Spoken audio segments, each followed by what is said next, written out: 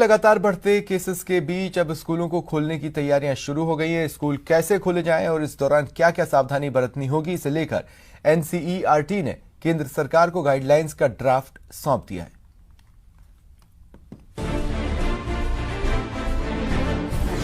Corona के case बढ़ रहे लगातार, स्कूल खोलने पर भी हो रहा विचार। एनसीईआरटी ने किया 6 फेज का प्लान तैयार।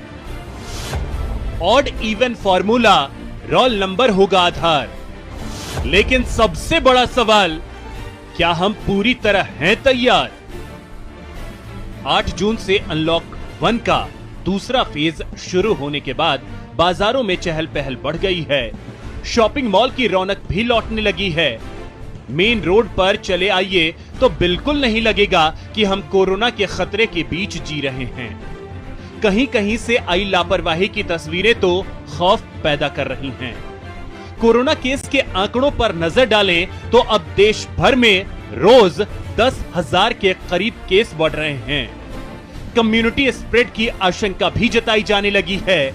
लेकिन इन सब के बीच अब सरकार ने स्कूलों को खोलने की तैयारियां भी शुरू कर दी हैं और इसके लिए एनसीईआरटी ने 6 फेज वाले प्लान का ड्राफ्ट भी केंद्र सरकार को सौंप दिया है। इस ड्राफ्ट में 6 चरणों में स्कूल खोलने के साथ साथ तमाम गाइडलाइंस भी हैं, जिसका पालन बेहद जरूरी बताया गया है। ड्राफ्ट के अनुसार एक कक्षा के बच्चों को एक साथ स्कूल नहीं बुलाया जाएगा। इसके लिए रोल नंबर के आधार पर ऑड इवन फॉर्मूला लागू किया जाएगा या फिर 2 शिफ्टों में कक्षाएं लगेंगी।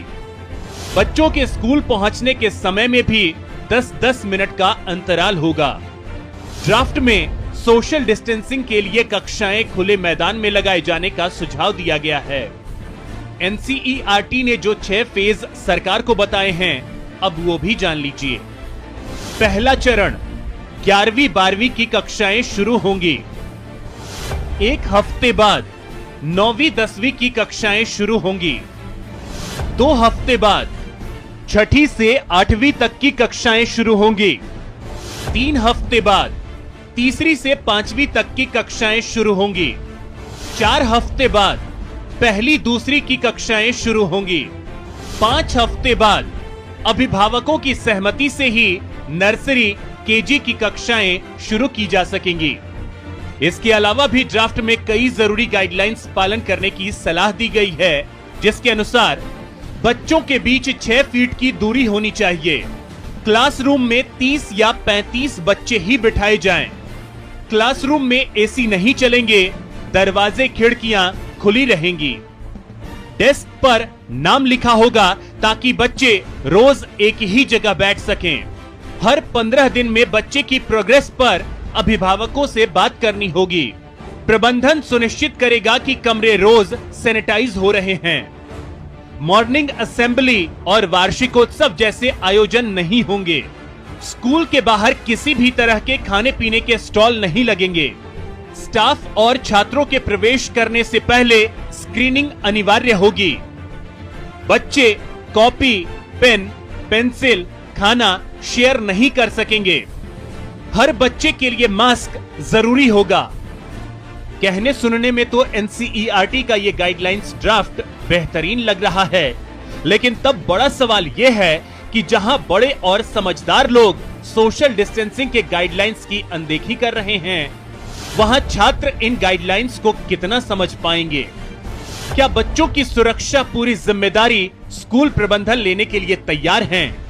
ये सवाल इसलिए भी क्योंकि इजराइल ने भी कोरोना पर शुरुआती नियंत्रण के बाद स्कूल खोल दिए थे और उसके बाद 250 बच्चे इस वायरस की चपेट में आ गए थे।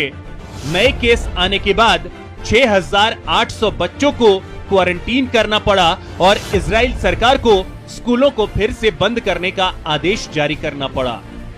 इसमें कोई शक नहीं कि कई महीनों से स्कूल बंद होने के कारण बच्चों की शिक्षा पर असर पड़ रहा है।